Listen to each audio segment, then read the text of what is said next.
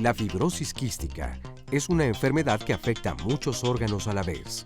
Consiste en que el moco que produce el cuerpo en diferentes órganos como el estómago o el pulmón es más espeso y por eso hay más probabilidad de infecciones. Al ser espeso, los pulmones son cama perfecta para los virus y las bacterias, pero todos los pacientes son diferentes. En las últimas décadas, la sobrevida y la calidad de vida de los pacientes de fibrosis quística ha mejorado notablemente, al punto que ha pasado de ser una enfermedad letal en la infancia a ser más bien una enfermedad crónica.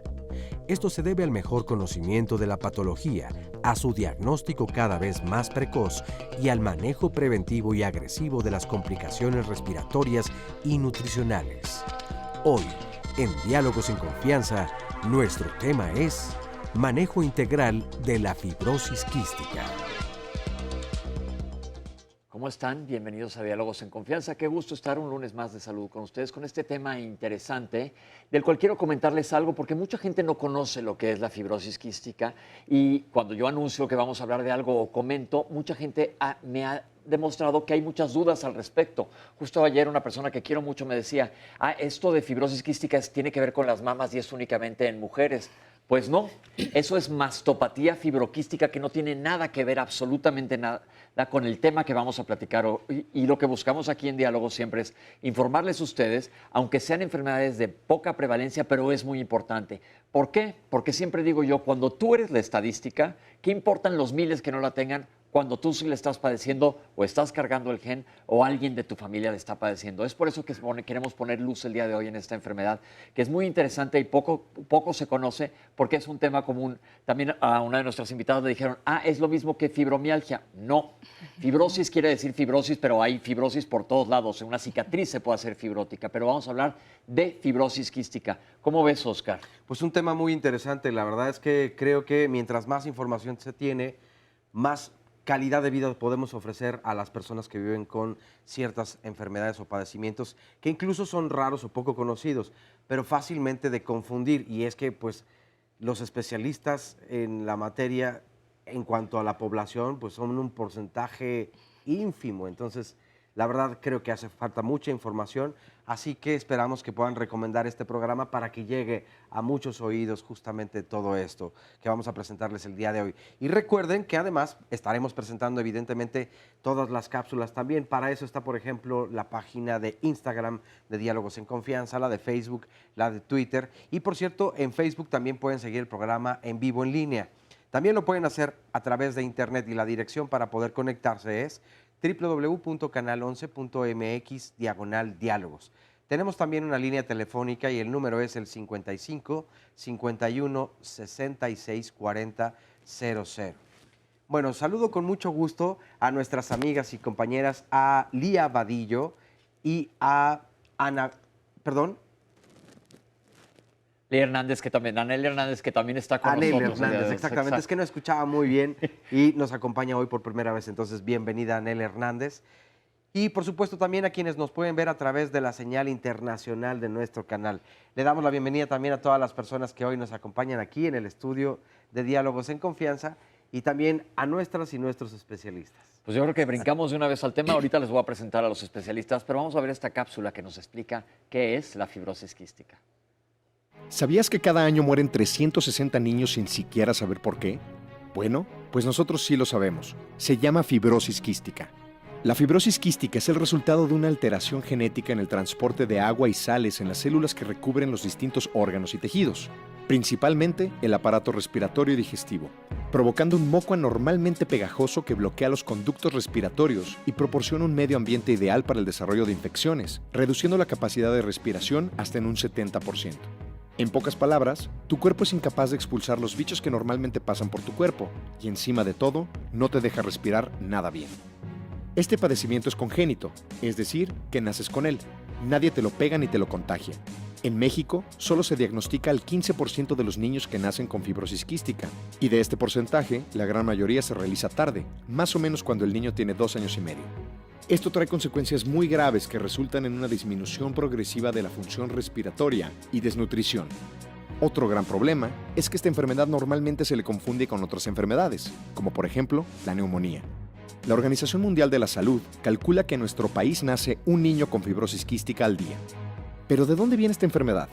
Para que esta enfermedad se presente, es necesario que ambos padres sean portadores del gen FQ, o sea, fibrosis quística. Entonces, cada embarazo tendrá un 25% de probabilidades de tener un hijo con este padecimiento, 50% de probabilidades de que solo sea portador del gen y otro 25% de ser completamente sano. 1 de cada 80 mexicanos es portador de este gen. México en fibrosis quística va 30 años atrás en comparación de los países desarrollados, donde el promedio de diagnóstico es de 6 meses y la atención en tiempo y forma se inicia antes de que aparezcan los síntomas, dando como resultado un promedio de vida de 40 años. En México, el promedio de vida es de 18 años. Ayúdanos a generar conciencia sobre este grave padecimiento. Infórmate y recuerda que respirar es aspirar a la vida. Asociación Mexicana de Fibrosis Quística.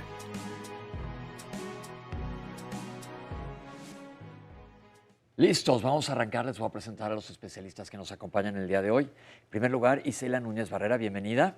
Gracias por la invitación. Licenciada en Nutrición, encargada del Servicio de Nutrición del Hospital Infantil de México, Federico Gómez, de la Secretaría de Salud. Doctora Edna Aispuru, bienvenida. Gracias. Médica especialista en genética médica y molecular, diagnóstico prenatal y medicina fetal. Nos acompaña también Raúl Omar Criollo Padilla, bienvenido. Muchas gracias. Psicoterapeuta, psicoanalítico encargado del Departamento de Psicología y Cuidado Emocional de la Asociación Mexicana de Fibrosis Quística. Y nos acompaña el doctor José Luis Lezana Fernández. Doctor, bienvenido. ¿Qué tal? Buenos días, gracias. Coordinador de la Clínica de Fibrosis Quística del Hospital Infantil de México, Federico Gómez, de la Secretaría de Salud y director médico de la Asociación Mexicana de Fibrosis Quística. Bienvenidos todos y arranquemos platicando. Como dije, la gente se confunde. Hay mucha gente que ni siquiera ha oído hablar de esto y piensan que es alguna otra patología. ¿Qué tanto conocimiento real hay en la población en nuestro país sobre este padecimiento? Realmente es poco el conocimiento, tanto médico como de ciudadano común y corriente, ¿verdad? Y sí, se confunden con muchas cosas. Esto, principalmente asma, principalmente tuberculosis. La gente mayor la confunde, como bien decías, con fibromialgia o con mastopatía fibroquística, ¿no? Hace ya años que no tenemos algún solicitud de estudio para demostrar fibrosis quística. Me han dado por ginecólogo, afortunadamente, pero sí lo llegamos a tener, desde luego. Incluso por ahí alguna vez nos mandaron uno con un diagnóstico que fue un fibrosarcoma y lo mandaron a hacer el estudio para fibrosis quística, porque, como bien decías, el término fibrosis lo confunde mucha gente. El problema que tenemos hoy en día es que tenemos un diagnóstico prenatal, un diagnóstico, no prenatal, un diagnóstico de tamiz neonatal ampliado, que está funcionando. Está funcionando en cuanto a demostrar que el niño sale alterado y que existe la posibilidad de fibrosis quística. Sin embargo, muchos médicos ven el tamiz y dicen, no, el niño está asintomático, debe ser un falso positivo. Déjame explicar lo que es un falso positivo. Un falso positivo quiere decir cuando sale algo positivo, pero realmente no lo es. Entonces es un error terrible que te está saliendo algo positivo y la comunidad médica estamos diciendo, pero no tiene síntomas, entonces no lo tiene. Y como vamos a ver a lo largo del programa, y siempre lo decimos todos los lunes, mientras más temprano se diagnostique una enfermedad, va a ser más fácil su manejo. Y entonces caemos en este error. Claro, hoy en día es un principio básico. O sea, los chicos que se diagnostican oportunamente a través del tamiz neonatal son esos que en países industrializados tienen una expectativa mucho mayor que la nuestra, ¿no? 40, 50 años, ¿sí? Y no que tenga yo un tamiz positivo y el pediatra o el neonatólogo digan, caramba, el niño está asintomático, vamos a verlo, a vigilarlo. Y esa vigilancia lleva 6 meses, 1 año, año y medio incluso. Y bueno, pues el chico ya llega sintomático para hacer el diagnóstico. Acabamos de ver que estamos 30 años atrás en comparación a otros países, ahorita nos van a explicar de esto, pero la prevalencia en nuestro país, en México, comparado con otros países, ¿cómo es? Es muy similar, ¿no, doctor? Hay diferentes, yo les quiero platicar, hay diferentes mutaciones para fibrosis quística. Y algunas mutaciones son más frecuentes en ciertas poblaciones. la mutación más frecuente, yo sé que esto es muy técnico, pero le llamamos delta F508. Esa mutación es la más prevalente en el mundo, pero hay muchísimas y eso dificulta el diagnóstico y eso hace que presenten datos desde muy pequeños o algunas variantes que son menos graves se pueden diagnosticar en la edad adulta, cuando se pudo haber hecho un estudio de tamizaje y darles mejores oportunidades a esas personas. Déjenme explicarles qué es una mutación. Pensemos que este suéter es un DNA y está hecho todo de algodón, pero de repente al quien lo hizo le puso un pedazo de lana aquí, le puso otra cosa, entonces ya está mutado, ya no todo es algodón, tiene algo que no tiene que estar ahí, que esto no es importante que ustedes sepan las mutaciones genéticas, porque para nosotros los médicos la genética también es un territorio un tanto inexplorado, excepto que se dediquen a ello porque es bastante complicado, pero es bien importante porque es una enfermedad que se trae en los genes. Sí. Se traen los genes y acabamos de ver en la cápsula que podemos ser portadores, muchos de nosotros, y no lo sabemos. ¿Es importante que sepa la gente si es portadora o no? Sí, desde luego que sí. O sea, ya está en la definición, o sea, es una enfermedad genética que se le llama recesiva. Y se le llama recesiva porque se requieren 2 genes defectuosos para tener la enfermedad. Uno de papá y otro de mamá, ¿sí? En este caso, papá y mamá son portadores. Tienen en cada cromosoma, en cada célula, un gen sano, un gen defectuoso, ¿sí? Pueden transmitir el gen defectuoso cada uno de ellos en 25% de probabilidades para cada embarazo. De modo que si yo tengo un chico con fibrosis quística, necesito hacerme el estudio genético, estar yo seguro de ello, hacer el estudio de las mutaciones, como decía la doctora, y estar consciente que para futuros embarazos tendré esas posibilidades que mencionaba en el video. 25% de tener otro chico con fibrosis quística, 25% de que sea sano y 50% que sea portador, como yo. O sea, si yo tengo un hijo portador, cuando ese hijo tenga que casarse, pues tendrá que hacer un estudio molecular, un estudio genético a su pareja. Esto yo creo que es bien interesante porque entramos a un terreno escabroso y difícil donde entra la bioética, la moral de cada quien, las decisiones personales. ¿Qué pasa cuando alguien va a un consejo genético y dicen, tengo un hijo con fibrosis quística y es mi primer bebé y a lo mejor quiere tener más hijos y se les hace el estudio y ven las posibilidades? ¿Qué sucede ahí? Si ellos ya tienen un bebé con fibrosis quística, es casi obligado, como decía el doctor, que sean portadores los dos y los dos son sanos. Porque la condición en las enfermedades autosómicas recesivas es que los dos, el papá par, y la mamá. Ajá, pero nosotros tenemos casi siempre 2 genes para cada cosa. Tienes 2 genes para fibrosis quística, 2 genes para grupo IRH, 2 genes. Se necesita que los 2 estén mal. Los papás que son portadores tienen uno bueno y uno malo. Pero para tener un bebé enfermo necesita tener los 2 mal. ¿Los 2 el papá y los 2 la mamá? No, el bebé. Ok. Los papás tienen uno bueno y uno malo. 50. Pero son perfectamente sanos. Y no tienen idea que son portadores, como decía usted, doctor. Y la frecuencia de portadores es de 1 de cada 80 personas. Así que, ¿qué probabilidad hay de que azarosamente te cases con alguien que también es portador? La probabilidad no es tan baja. Lo que ayuda a que no sea tan prevalente la enfermedad es que como hay muchas mutaciones, algunos tienen una mutación y otros otra, y si la mutación es diferente, no tienen riesgo de tener hijos con fibrosis ¿Qué quística. decisiones toman los padres cuando se les explica esto? Porque es difícil.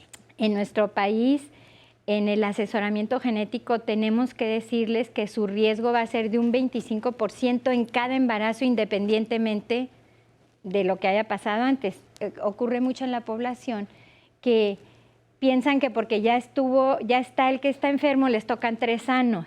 Y no. Y definitivamente no. El riesgo es para cada embarazo. Se les pueden ofrecer hacer fertilización asistida, lo cual desde el punto de vista ético es muy complicado porque se pueden transferir al útero los embriones que tengan uno bueno y uno malo o los dos buenos. Se pueden saber entonces desde el embrión. Sí, Si ya hay están con el diagnóstico gen. preimplantatorio para fibrosis quística para la mayoría de las mutaciones. Y ahí el tema bioético y sí. decía, este sí y este Muy no. complicado. Entonces ahí, Muy complicado porque los que tengan la mutación 2 veces van a estar afectados obligadamente. La otra cosa que se puede hacer es ofrecerles donación de semen de un donante que no sea portador. En nuestra población es muy difícil que acepten eso. También se les puede ofrecer donación de óvulo de una que no sea portadora.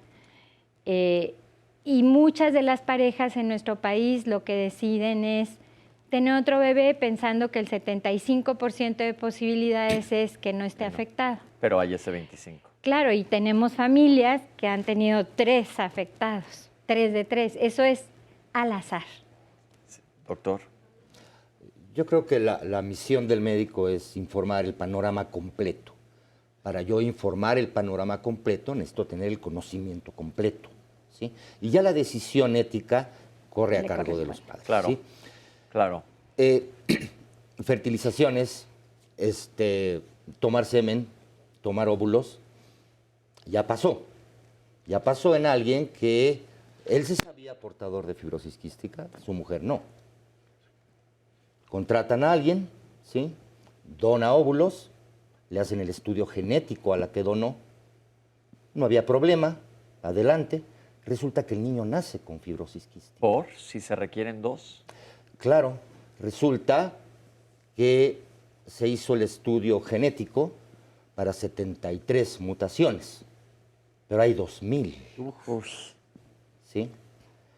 Todo eso lo va viendo uno en el transcurso de los años y el convivir con pacientes y el convivir con la enfermedad.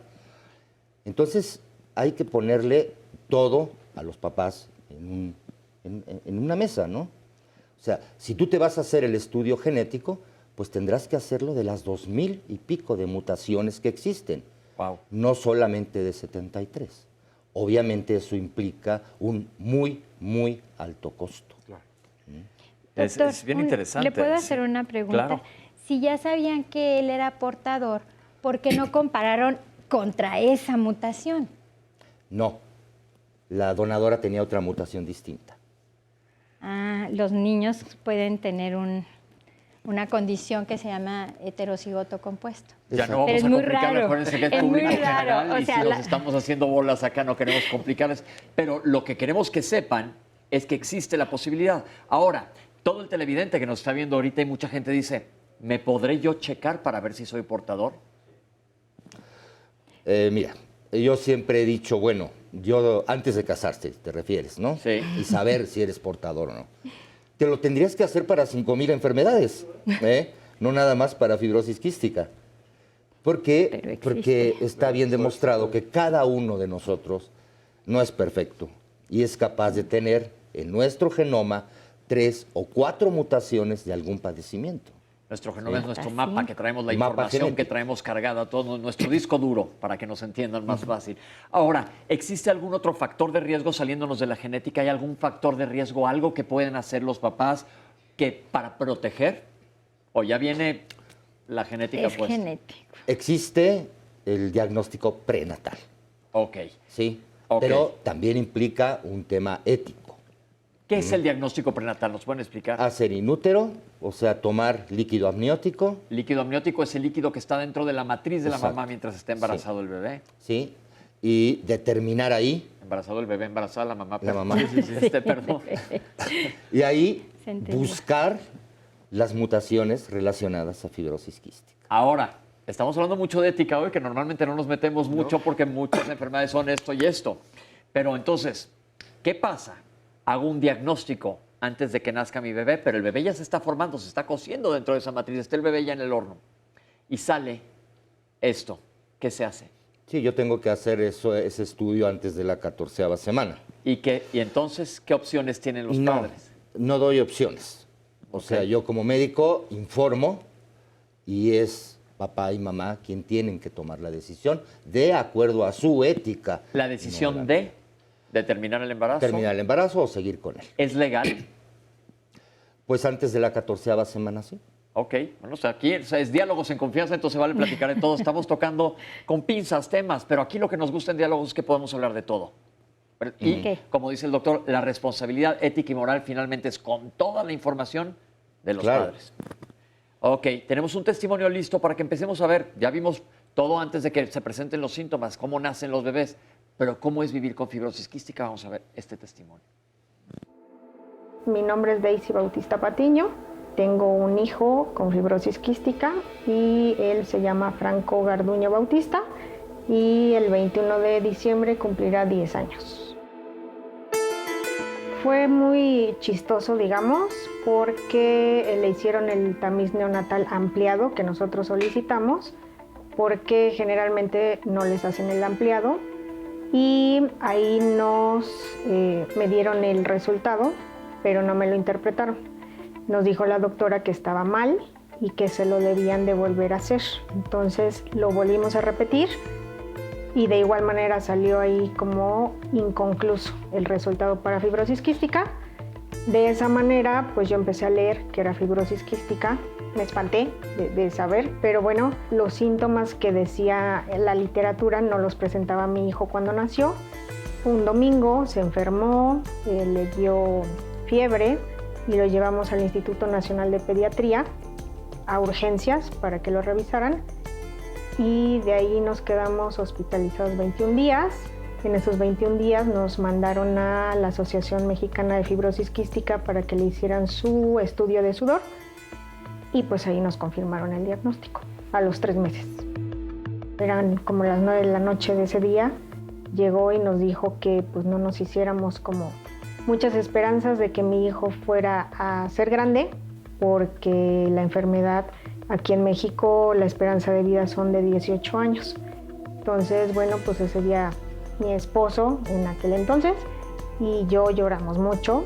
Al siguiente día reuní a su familia, reuní a la mía, les explicamos lo que era y pues lo único que les pedí es darle una calidad de vida en la medida de lo posible excelente a mi hijo, ¿no? Hacerlo feliz, sonreír y pues eso es todo. Y creo que hasta ahorita lo hemos hecho bastante bien. Pues mi sueño es que mi hijo llegue a ser grande, que llegue a ser un adulto feliz y pues que los niños que vienen atrás de él también tengan como una calidad de vida pues igual que la de mi hijo. A nosotros hace 9 años fue más difícil porque yo no conocía nada, ¿no? Y no tenía como gente a mi alrededor que me pudiera decir o apoyar, incluso con los medicamentos. Ahora hasta en un grupo de chat de WhatsApp estamos muchas mamás, papás y pacientes, en donde compartimos como todas nuestras experiencias y donde se dona o incluso se vende el medicamento que se necesita a muy bajo costo. Ya vimos este testimonio, pero regresemos a que nace el bebé y cuándo aparecen los síntomas y qué síntomas. Es muy variable, ¿sí? Es muy variable. Generalmente los primeros síntomas que aparecen son los digestivos, ¿sí? Donde existe un mal funcionamiento del páncreas. El páncreas es un órgano que nos ayuda a digerir los alimentos. Si nuestro páncreas funciona bien, digerimos perfectamente los alimentos. Si nuestro páncreas funciona mal, como en fibrosis quística, no se digieren bien los alimentos. Lo primero que notan los papás y el pediatra es que el niño o niña no sube de peso, a pesar de que come muy bien, pero no sube de peso, normalmente como debe subir un chico, ¿sí? Las evacuaciones empiezan a hacerse grasosas y resulta evidente con el pañal. El pañal tiene un halo de grasa alrededor y eso ya es un inicio de síntoma. Después de esto, ya a los 6, 8 meses, es común que aparezcan ya los síntomas respiratorios, iniciando a lo mejor por una infección de vías aéreas, por algún virus, que se diagnostica como una bronquitis o como una bronquiolitis en un niño de 6 meses, que sale adelante, sin embargo la tos queda, vuelve a recaer y bueno, se vuelve a diagnosticar una recaída de bronquiolitis y de ahí ya el niño empieza con tos crónica, que al principio puede ser seca o con algo de secreción y después ya se va haciendo plenamente flemosa, las flemas van cambiando de apariencia, el pulmón es un órgano en fibrosis quística que es un campo fértil para bacterias poco comunes. Hablamos bacterias poco comunes como estafilococo dorado o como Pseudomonas aeruginosa, ¿sí? Y esto va evolucionando hacia una enfermedad crónica, desnutrición, etc. Todo esto evidentemente va lesionando el pulmón hasta que el niño ya hace una insuficiencia respiratoria. Esto toma años, pero había un punto que quería comentar la doctora hace ratito antes de irnos a la cápsula. Comente, doctora, antes de que sigamos adelante. Solo quería hacer énfasis en lo que usted ya mencionó, doctor, que la labor del médico es asesorar, dar información, toda la información, por dura que sea, porque el médico no debe tomar decisiones por el paciente en estos casos. La información se les da completa y hay que dejarlos que ellos decidan.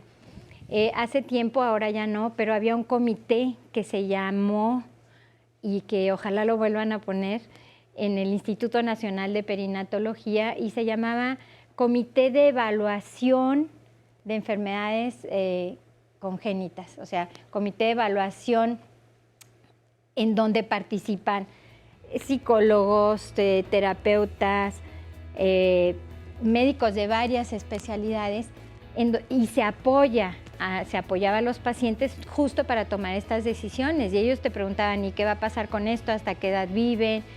Y entonces el comité, siempre y cuando tuvieran la edad gestacional que estaba ya preestablecida por ley, se les apoya para las decisiones. Precisamente en ese punto, Jackie Clouseau nos pregunta, ¿se puede hacer el diagnóstico durante el embarazo?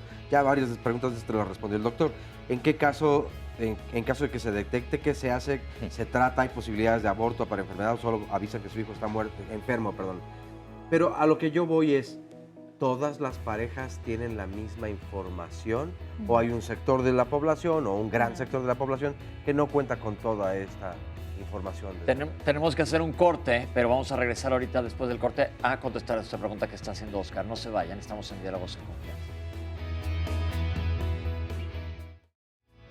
Ya regresamos aquí a Diálogos en Confianza y bueno, quiero recordarles, porque este es un proyecto que hemos anunciado varias veces, el proyecto Tlalpan 2020, que tiene como objetivo evaluar y ver qué factores influyen en la aparición de la presión arterial en la Ciudad de México. Todo esto gracias al Instituto Nacional de Cardiología. Y para ello se requiere de hombres y mujeres que quieran participar en dicho estudio, para el que hay que cumplir con ciertos requisitos, así que a cambio obtendrán estudios gratuitos de laboratorio durante 10 años. Para todas las personas que estén interesadas en participar en este proyecto Tlalpan 2020, pueden comunicarse al siguiente teléfono, 55 55 73 29 11, a las extensiones 24300, 24302 y 24303. Siempre es importante poder cambiar la calidad de vida en nuestra salud y esto sirve muchísimo. Hay una llamada de José Romero García y nos pregunta, ¿por qué no hay una verdadera conciencia del tamizaje? Y para conocer un poco más acerca de esto, vamos entonces a ver la siguiente cápsula que nos habla acerca del tamiz neonatal. Existen diversas enfermedades y desórdenes hereditarios, mejor conocidos como errores innatos del metabolismo, que no se manifiestan al nacimiento, sino hasta días, semanas o meses después. El tamiz neonatal ampliado es hasta el momento el estudio de laboratorio más completo para recién nacidos, en el cual se pueden detectar más de 60 enfermedades a partir de unas cuantas gotas de sangre que se obtienen de una pequeña punción del talón del bebé. Es un estudio preventivo que debe practicarse a todos los recién nacidos. Su objetivo es detectar oportunamente las enfermedades graves, irreversibles y en ocasiones mortales, que no se pueden identificar de otra manera.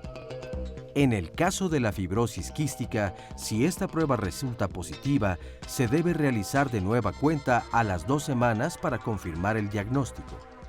El mejor momento para realizar el diagnóstico de esta enfermedad es antes de la aparición de síntomas y complicaciones, y esto se puede lograr a partir del 3er día después del nacimiento. Doctores, el tamiz neonatal es importantísimo. ¿Se había cancelado un tiempo? ¿Ya se está haciendo de vuelta? Se está haciendo parcialmente, pero hablo parcialmente porque en algunos estados se suspendió, en otros estados con recursos de los estados se sigue haciendo. Lo ideal es que se haga. Sí, estoy hablando a nivel Secretaría de Salud, a Exacto, nivel gobierno. Sí. Pero se pretende volver a echar a andar de manera más integral, de una mejor forma que como se hizo al principio. Ojalá, porque pues este tiempo que no se haga están ciertos niños descubiertos. Ahora una pregunta es, los papás que nos están viendo, que se haga un tamiz neonatal y salga positivo, lo deben de saber los papás para tomar acción inmediatamente. Sí. Inmediatamente. Nos sale positivo el gen. Ya dijimos que también hay fallas en la comunidad médica porque muchos no sabemos, que ese es otro tema. Pero si yo soy papá y me estoy enterando que mi hijo sale con un tamizaje positivo, ¿qué debe de hacer? Sí, recordar que el tamiz no identifica el gen. Pero dice, aquí hay un tiempo rojo. Identifica una sustancia que se llama tripsinógeno inmunoreactivo, que se eleva en fibrosis quística. Se hace una segunda determinación. Si esa segunda determinación es positiva, hay alta sospecha de fibrosis quística y debe de hacerse una prueba en sudor, el estudio del sudor. Que ahorita vamos a ver más adelante. El estudio del sudor es, digamos, el estándar de oro, es el método más exacto para hacer el diagnóstico de fibrosis quística. ¿Hasta qué edad se puede hacer el tamizaje neonatal? Yo tengo que hacerlo antes de los 3 días de vida la primera muestra y la segunda muestra puede ser incluso hasta los 28 días para FQ, para fibrosis quística. Para fibrosis quística. Sí. Ok, entonces, ¿sale positivo a qué médico? Porque ya hablamos que hay problemas digestivos y hay problemas respiratorios. ¿Tendrá que ir al gastroenterólogo pediatra o tendrá que ir al neumólogo? Cualquier médico tiene la obligación de identificar un tamiz neonatal indeterminado o positivo y referirlo a estudio de cloro en sudor. Que ahorita lo vamos a ver, pero ok, ¿sale positivo? ¿Con qué médico debe ir? Sale positivo cloro en sudor y tiene que ir a un centro especializado para recibir tratamiento. Ok, esto es importantísimo, porque si no va a pasar lo que vemos todos los lunes, que empiezan a tocar puertas por todos lados. Y entonces lo que queremos hacer aquí es darles la mejor información para que ustedes tomen la decisión y acudan a centros especializados que ahorita vamos a hablar de ellos. Pero tenemos esta cápsula de cómo se hace el diagnóstico definitivo. ¿Qué tiene que ver el sudor con la fibrosis quística? Vamos a ver. El diagnóstico de fibrosis quística se realiza en primera instancia. Lo primero que esperamos es que se haga el tamiz neonatal ampliado. Cuando en el tamiz resulta sospechoso de fibrosis quística, entonces vamos a proceder a hacer o una prueba de ADN, que evidentemente tiene un costo un poco mayor para el paciente, y además podría ser que no tuviéramos el diagnóstico definitivo si no encontraron la mutación que presenta ese paciente. También se puede hacer la prueba de cloro en sudor, que es realmente el estándar de oro para realizar el diagnóstico de fibrosis quística, y una vez que tenemos una prueba de fibrosis quística positiva en cloro a sudor, tenemos que repetir la prueba para confirmar el diagnóstico. Para tener un diagnóstico temprano, requerimos el tamiz neonatal, porque de esta manera vamos a tener probablemente varios pacientes que salgan sospechosos de fibrosis quística y al hacer la prueba de cloro en sudor no nos dé realmente positivo a fibrosis quística. Pero si nosotros no hacemos el tamiz, lo más probable es que tengamos pacientes que fallezcan antes de tener un diagnóstico normal y no un diagnóstico de fibrosis quística, y no vamos a saber realmente qué era lo que estaba pasando con el paciente, o diagnósticos muy tardíos cuando ya hay daño irreversible en el paciente. La prueba de cloro en sudor, lo primero que hacemos es estimular la zona en donde vamos a hacer la recolección con unos discos de gel que tienen pilocarpina. De esta manera vamos a tener una cantidad controlada de sudor y está estandarizado el procedimiento. Después limpiamos perfectamente esta zona donde se realiza la estimulación y vamos a hacer la recolección ya del sudor por media hora. Esto es para tener realmente la secreción de iones que nosotros podemos medir de cloros. No lo dejamos más tiempo porque entonces tenemos otros iones que no nos sirven para la prueba. Tenemos que tener una cantidad mínima de 20 microlitros de sudor para poder hacer la prueba, y esta prueba la tenemos que repetir posteriormente. Se puede repetir el mismo día. Hay veces que el paciente viene de otros lugares de la República y no vamos a tener acceso al paciente en otro momento, entonces hacemos la prueba en ese mismo momento, ¿no? Al tener un diagnóstico positivo, hacemos la segunda prueba. Cuando tenemos la posibilidad de tener al paciente en otro momento, hacemos la prueba un día y puede ser desde el día siguiente repetir la prueba. Y ya que tenemos 2 pruebas positivas a fibrosis quística, entonces sí pedimos una prueba genética para saber qué mutaciones tiene el paciente. Me parece que la prueba de fibrosis quística es una prueba que no es nada invasiva, es una prueba muy fácil, y el tamiz también es una prueba muy fácil, muy económica, y que si todos los niños se hacen esta prueba en México vamos a tener diagnósticos tempranos y vamos a tener pacientes bien atendidos. Vamos a platicar con el público, que son normalmente quienes nos explican y nos hacen más humano el programa, porque ellos están sufriendo la fibrosis quística. Hola, Elvira. Hola, ¿qué tal? ¿Cómo está? Bien, muchas gracias. ¿Qué nos vas a platicar? Pues contarles que yo tengo una hija que tiene 28 años. Realmente ha sido un camino complicado porque cuando ella nació tenía síntomas y ningún médico pensó, y ninguna institución de salud pensó en la enfermedad. ¿Qué síntomas tenía tu hija? Mi hija, lo más importante era su no ganancia de peso. Ella cuando tenía 1 año pesaba 2 kilos 800 gramos y nadie pensaba en la enfermedad, ¿no? Entonces llegamos hasta los 16 años que se hizo el diagnóstico. Y una vez que se hizo el diagnóstico, ¿qué pasó? Bueno, en cuanto ella empezó a tener una atención especializada con nutriólogo, con el neumólogo, empezó, bueno, a subir de peso, a tener una vida totalmente normal. Ahorita ella es profesionista y tiene una vida normal dentro de lo que cabe, porque lo que es terrible es que los empleadores no pueden entender que una persona requiera de atención médica. Entonces, varias veces ha perdido su trabajo por solicitar permisos para ir al Seguro Social a recibir su atención, e inclusive peticiones de no puedes usar tu concentrador de oxígeno mientras estás dando terapia, ¿no? Porque ella estudió comunicación humana y da terapia para niños con condiciones especiales. Y bueno, hasta el colmo de llegar a ese tipo de peticiones. Aprovechemos que estamos en una cámara, pídeles a todos los empleadores.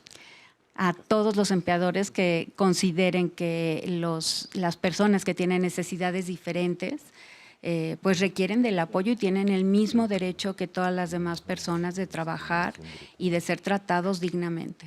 Exactamente. Qué bueno, pues esto yo creo que es un punto bien importante.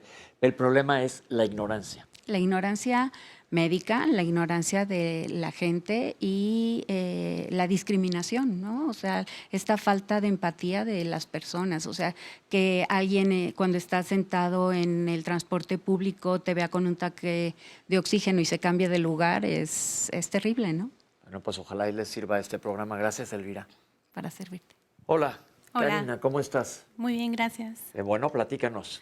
Bueno, pues yo tengo una niña de 13 años que me está acompañando aquí. Hola. Elisa. A ella la diagnosticaron a los 4 años.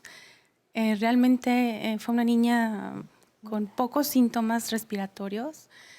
Desde que nació hasta que la diagnosticaron, fue curiosamente que después del diagnóstico ella empezó a tener síntomas, pero la verdad es que... Dime una cosa, ¿por qué la diagnosticaron si no se sospechaba? Ok, no. Ella empezó con problemas digestivos. De ahí partió todo. Ella empezó a hacer lo que el doctor explicaba hace un rato. Esteatorrea, que es diarrea con grasa. Ajá. Entonces, de ahí fue un año en busca del diagnóstico, visitamos gastroenterólogos. Pensaron que era un síndrome de pediatras. malabsorción intestinal. Ajá, me la diagnosticaron como alérgica al gluten. Entonces, bueno, uno como mamá siempre siente que no es ese el diagnóstico. Estuvimos buscando médicos, información, hasta que llegamos a la Asociación Mexicana, derivada de una gastroenteróloga que afortunadamente sabía de la enfermedad y fue así como pudieron diagnosticarla. Pues ahorita ella está, bueno, siempre ha sido una niña muy estable, o sea, es realidad que los síntomas en cada niño son bien diferentes. Cuando recién recibes la noticia, lo peor que puedes hacer es buscar información en internet, o sea, siempre tienes que acercarte con un especialista. Desgraciadamente en ese entonces la difusión de la enfermedad aún no empezaba a hacerse como ahora. Pero bueno, tuvimos la fortuna de que el doctor Lezana nos puso los pies en la tierra y nos dijo, esta enfermedad es de ponerse, de ocuparse, de disciplinarse, de hacer los tratamientos y no hay otro camino. Entonces, pues es lo que estamos haciendo. ¿Y qué le quieres decir a todo el público que nos está viendo ahora y los siguientes días que nos vean en sus teléfonos? Sí, que deben de informarse, acercarse a los especialistas, que nunca deben de seguir sugerencias o consejos de otras personas que no saben, que no son realmente los profesionales. Y los especialistas. Los especialistas, que nunca se cansen de buscar un diagnóstico si no sienten que realmente, porque te van a dar diagnósticos que tú como mamá sabes que no es lo que tu hijo tiene. En el momento en que tú ya lo sabes, en que un especialista te lo confirmó, sigue los tratamientos, aliméntate bien. O sea, el pilar de lo que mi hija hasta ahora está estable es porque tiene una buena alimentación, siempre ha estado con sus tratamientos, hace deporte. Bueno, también tiene que ver mucho la cuestión emocional. Siempre tiene una actitud positiva, siempre se está riendo, tiene sueños, o sea. Entonces vamos a aprovechar que no hemos dejado hablar ni a nuestra nutrióloga, nuestro especialista en salud mental. Primero hablemos un poquito de salud mental. ¿Qué tanto están conscientes los padres? Porque digo los padres porque casi siempre son niños a los que se diagnostica. Hemos visto casos que se han diagnosticado más tardíamente, pero lo que se busca ahora es que se diagnostique más temprano. Y es una enfermedad que es de por vida, no es como que ya me voy a tomar este antibiótico y se me quitó, me van a quitar el apéndice y se quitó. Hemos dicho casi siempre que la mayoría de las enfermedades no se curan, pero hay que aprender a vivir con ellas. Pero en este caso es una enfermedad que tiene muchas implicaciones como restricción respiratoria, que es algo muy serio. Hablemos de salud mental. ¿Qué tanto están conscientes los padres? ¿Por qué hablamos que es importante que se les ofrezca una asesoría y por qué el apoyo emocional? Claro, primero que nada, me gustaría que todos pensáramos cuál es el panorama con el que un padre y una madre entran a conocer esta enfermedad, que es justamente el que nos estaban comentando. Como bien hemos hablado ahorita a lo largo de este tiempo, la enfermedad sigue siendo muy desconocida tanto dentro del ámbito médico como de cultura general. Entonces, generalmente cuando hay alguna sospecha, el médico que está atendiendo no conoce la enfermedad y empieza, pues ahora sí que ensayo y error, a ver dónde puede caer, en qué enfermedad y con el tratamiento que se puede estar tratando. Entonces, hemos tenido pacientes en la asociación que les han engrapado el estómago, que los tratan de asma desde hace años, múltiples enfermedades, ¿no? Y obviamente los padres y el paciente se dan cuenta, con base a la experiencia que van acumulando, que por ahí no va la cosa y que ahora están desarrollando otros síntomas alternos de otras enfermedades. Empiezan a perder la confianza en los especialistas, en los médicos, porque no están viendo resultados, aunque se apeguen a los tratamientos que les dan. Y esto es en una parte del panorama, cuando les dan algún diagnóstico erróneo. La otra parte es cuando algún especialista ha escuchado, y así lo menciono, ha escuchado alguna vez de la fibrosis quística, pero no la conoce a profundidad. ¿Con qué es que se encuentran estos padres primerizos, generalmente, que les dicen, uy, no, ¿sabes qué? Ojalá tu hijo no tenga esa enfermedad, sin explicarle qué es. Ojalá no la tenga, porque no pasan de los 2 años, de los 4 años. Cualquier padre o madre puede sentir que se quiere alejar totalmente de esto que le están diciendo. ¿Qué va a pasar? Van a dejar el diagnóstico sugerido para el último, van a tratar de descartar cualquier otra enfermedad disponible antes y mientras ya pasó tiempo sin que se tratara el hijo o hija. Pero una vez que tienen la información los padres, estamos hablando de una enfermedad que es una enfermedad seria. Claro. ¿Cómo se lleva el asesoramiento o el acompañamiento emocional? Tiene dos partes, dos enfoques primarios. Uno es con el paciente, que obviamente es cuando empieza a tener ya unos años de edad, donde se puede dar la comunicación. Desde los 3, 4 años, digamos, no es que desde mi parte, no es que yo le esté dando un asesoramiento psicológico, pero empezar a hacer el vínculo y yo tengo que darme cuenta cómo convive con su enfermedad, qué tan presente o no y qué tan consciente es el niño o niña en ese momento de lo que está viviendo y cómo va percibiendo a su familia al respecto, que es otro tema. Pero en estas edades primerizas, ahora sí que del nacimiento a los 3, 4 años, mi trabajo principalmente es hacia los padres de familia o los familiares o personas cercanas, porque son quienes lidian codo a codo con las implicaciones y demandas que la enfermedad está teniendo en este momento. ¿Qué tanta conciencia o qué porcentaje de padres están conscientes de la gravedad de la enfermedad? De conciencia yo diría que depende más que de los padres, justamente de la información que pueda llegar a través de los especialistas indicados. Pero una vez que les llega esta información, depende mucho del contexto con el que hayan vivido los padres. Por ejemplo, alguien que llegó y que por fortuna se hizo el diagnóstico, sea en la asociación o en el hospital infantil, y se le brindó la información adecuada, va a tener mucha más conciencia y apego al tratamiento y manejar de una manera más eficiente todo lo que conlleva a alguien que lleva 5 años de médico en médico en médico. Que no han dado con el diagnóstico. Exactamente. Pero lo que me importa aquí mucho es que, ¿cuál es la sobrevida de la enfermedad? ¿Cuál es la expectativa de vida en esta enfermedad?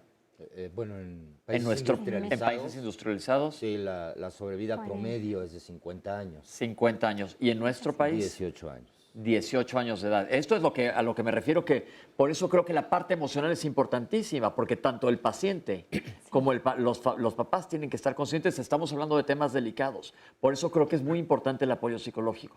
¿Están conscientes los padres de esto? No, en principio no. Lo diría de manera general, pero en principio porque resulta esto demasiado abrumador. Tan solo el entrar a la enfermedad, ya ni digamos empezar un tratamiento. ¿Qué ver se qué hace? Se trata. Se le da psicoeducación básica. ¿Cuáles son los escenarios con los que se van a encontrar de momento? Tanto de ver cómo se van a administrar en tiempos del trabajo, de los cuidados, qué situaciones pueden venir de complicaciones, ver la parte del seguro médico, de dónde van a sacar los tratamientos y cumplirlos. Y cuál va a ser sus redes de apoyo, familiares, lo que comentaban ahorita en el público. En los trabajos también vas a necesitar pedir permisos para llevar a tu hijo a las consultas cuando se necesite. Son muchas implicaciones desde distintos puntos. Ahora, tengo una llamada que me llama la atención de Eduardo Rogero Vargas, que dice: tengo 74 años de edad con fibrosis quística, pero me gustaría que hablaran de este padecimiento también en adultos, porque se enfocan particularmente en niños. Porque estamos hablando que es una enfermedad genética con la que se nace y es raro que lleguen a edades tan avanzadas. Sí, no tengo el gusto de conocerlo. La paciente más grande que tenemos vive en Colima, tiene 63 años, ¿sí? Se diagnosticó de adolescente. Aquí lo que sucede es que hablamos de las mutaciones del gen de fibrosis quística. Y hay mutaciones que son graves y frecuentes, y hay mutaciones que son raras e infrecuentes. Y esas mutaciones raras son las que hacen un cuadro clínico leve. Ok. Entonces existe una gran variedad de presentaciones clínicas. Sí, por supuesto. Ok, sí, doctora. Hay ocasiones en que los diagnosticamos porque tienen subfertilidad. Se daña también el tejido del testículo y vienen porque no logran un embarazo y tal, y resulta que son portadores de variantes raras que obviamente son menos graves, y en esas la expectativa de vida es muy diferente. Pero son las más raras, las más frecuentes son las de A lo mejor él tiene uno de estos subtipos. Ahora sí, la alimentación, hablamos que también la parte digestiva. El páncreas, ya comentó el doctor, el páncreas tiene dos funciones, una endocrina que es todo la que tiene que ver con glucosa y diabetes que hemos platicado muchas veces, y la parte exócrina, eso quiere decir que vierte al tubo digestivo enzimas pancreáticas que nos hacen absorber alimentos.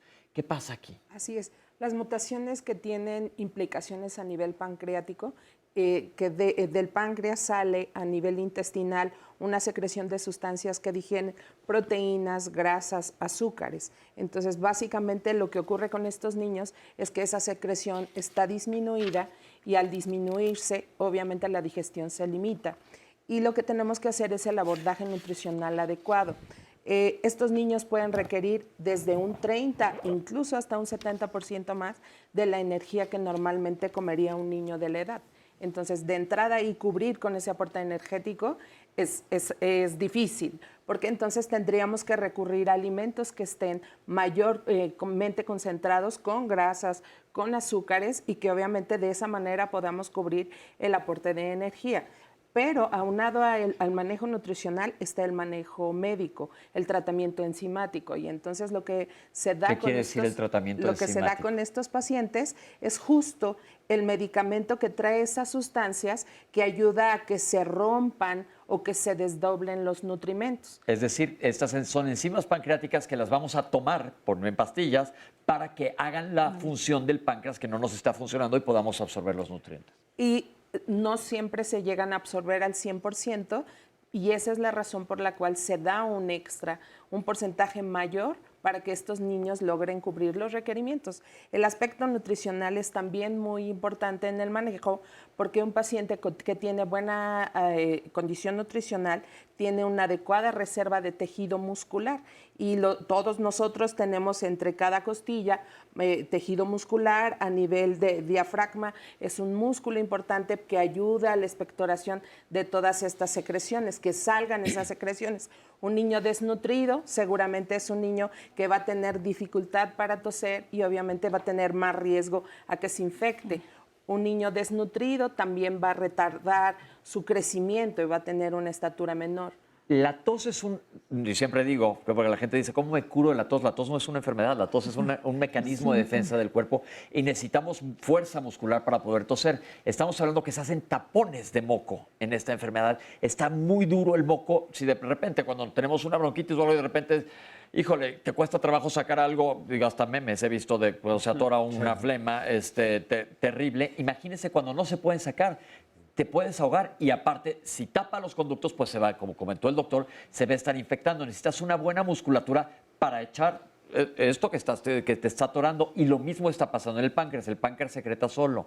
¿Se puede asociar a pancreatitis por taparse los conductos? No es una enfermedad que se asocie necesariamente a pancreatitis.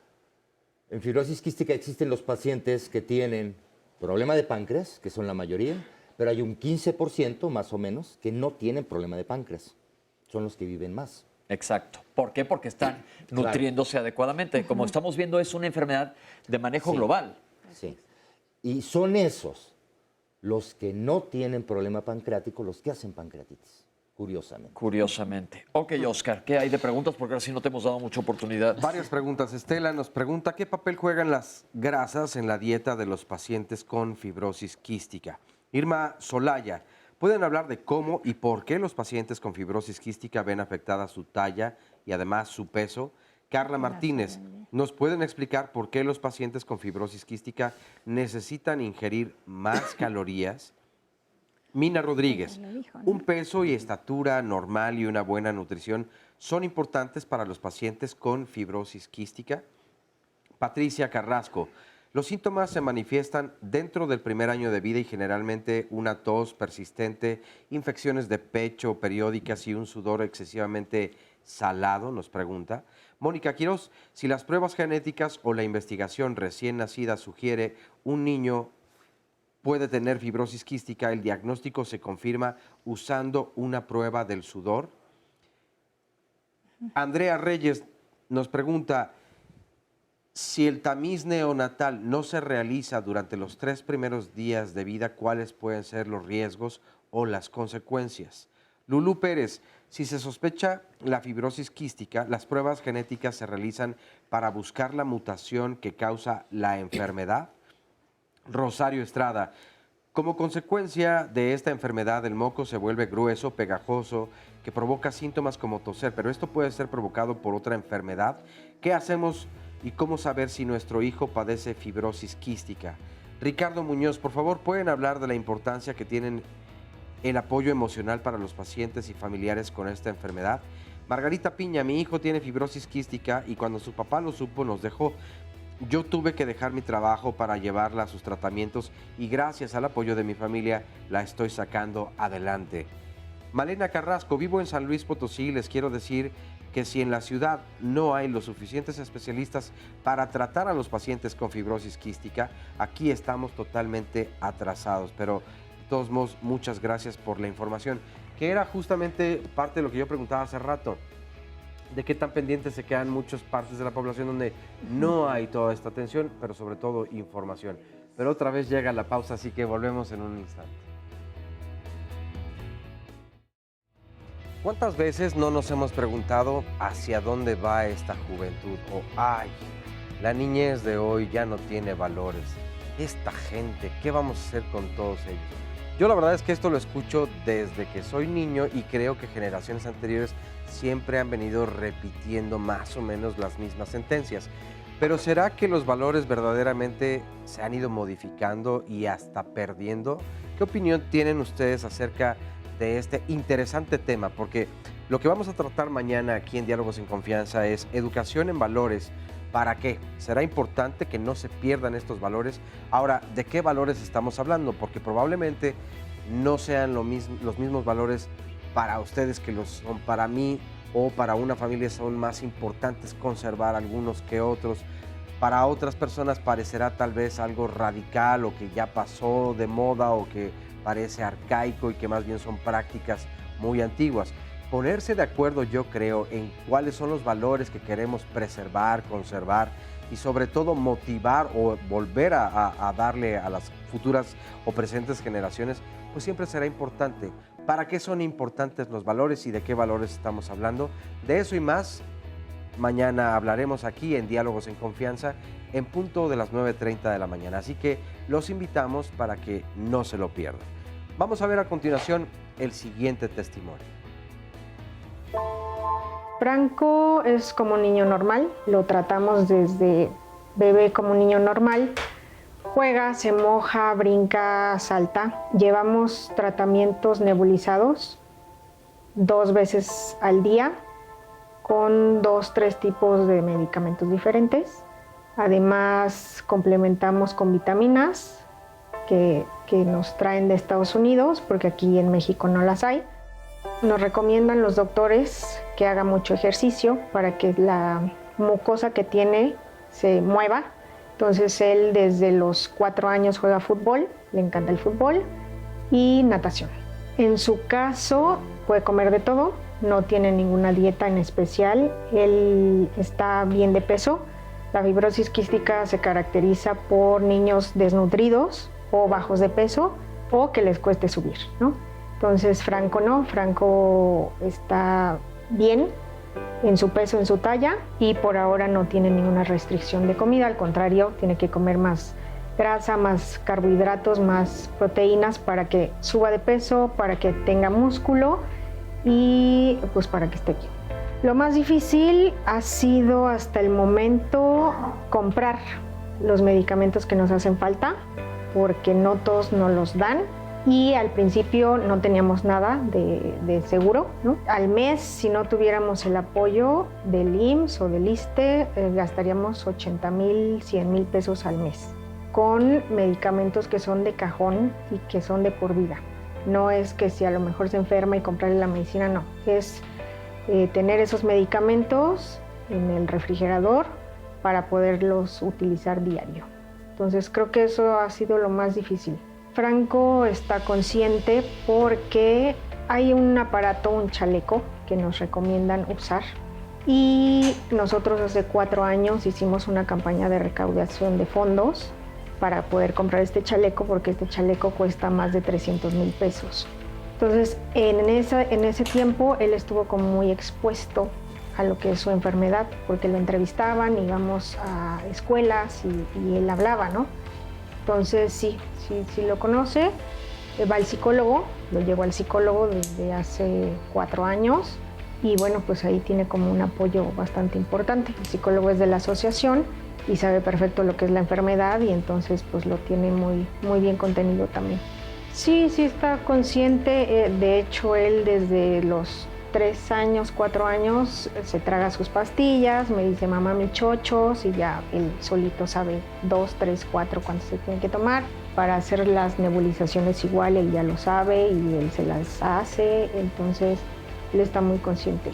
Antes era estoy enfermo y así me lo hacía saber el psicólogo, que él se sentía enfermo, pero ya ahora con el apoyo ya sabe que no está enfermo, no es que esté enfermo diario, sino tiene una enfermedad. Seguimos platicando con el público. Hola, ¿cómo te llamas? Janet. Janet, ¿cómo estás? Bien. Bueno, mi hijo se llama Sergio, él tiene 2 años. Con él fue también raro porque él al nacer, a los 3 días de nacido, lo operaron de su intestino. Tenía oclusión intestinal. Después, a los 2 meses, nuevamente lo vuelven a operar. Preguntarte una cosa. ¿Sabes cuál fue la causa de la oclusión intestinal? Pues así me dio en el diagnóstico, oclusión intestinal. Pero no te dijeron por qué se ocluyó. No me dijeron por qué. Ok, luego. De ahí, otra vez, tenía que adherencias. Entonces, lo operaron nuevamente. Ya pasó eso y él empezó a enfermarse de los bronquios. Entonces, la pediatra me dijo, ¿sabes qué? Te vas a ir con un neumólogo. Eso fue a los 3, tenía 5 meses. Fuimos con el neumólogo y me dijo, vas a hacerle la prueba para ver si tiene fibrosis quística o es reflujo, o sea, no sabían. Entonces, la verdad yo sí sentía que, porque me dio la noticia, bueno, me dijo esa enfermedad y yo me metí a internet. No, pues te dan lo peor, ¿no? Entonces me dice, vas a ir a la asociación. Saqué la cita a la asociación, le hicieron el estudio y pues sale positiva. A él se la detectaron a los 9 meses.